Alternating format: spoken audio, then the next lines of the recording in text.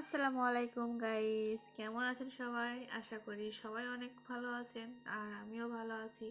তো যাই হোক, আপনাদের মাঝে চলে আসছি ছোট্ট একটি ব্লগ ভিডিও নিয়ে। তো এখানে আলু ভাজা হচ্ছে হলুদ আর লবণ দিয়ে। আলুগুলো সুন্দর করে ভেজে নিচ্ছে। আর এটা কী জন্য ভাজছে, সম্পূর্ণ ভিডিও না দেখলে তো বুঝতে পারবেন না, তাই পাশে থেকে সম্পূর্ণ ভিডিওটা দেখে যাবেন। আজকে মুরগির মাংস রান্না করবে, তো এখানে হচ্ছে মশলা কষিয়ে, মুরগিটাও কষিয়ে, আলুগুলোও দিয়ে দিয়েছে, এদের সবগুলো একসাথে কষিয়ে এখন তরকারিতে পানি দিয়ে দিয়েছে। এখন এই পানিগুলোর বল করছে।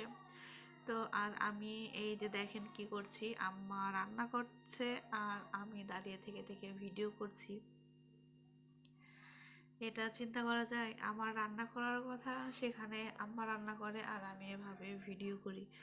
তো যাই হোক, আম্মা আমাকে কিছুই বলে না এভাবে ভিডিও করার জন্যে, আরও আম্মা হাসে আমার ভিডিও করা দেখে। তো এরকম, তো অনেক ভালো লাগে আমার ভিডিও করতে। আর আমার ভিডিও যদি আপনাদের ভালো লাগে তো সবাই সাবস্ক্রাইব করে দিবেন আর ফলো দিয়ে শেয়ার কমেন্ট করবেন। আর আমার আম্মার হাতের তরকারি রান্নাটা কেমন হয়েছে সবাই কমেন্টে বলে যাবেন।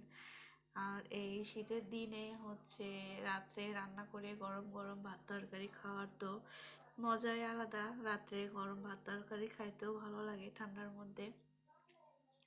আর মাটির চুলায় রান্না করা তো আরোই স্বাদ। তো যাই হোক, সবাই ভালো থাকবেন। আল্লাহ হাফেজ, টাটা।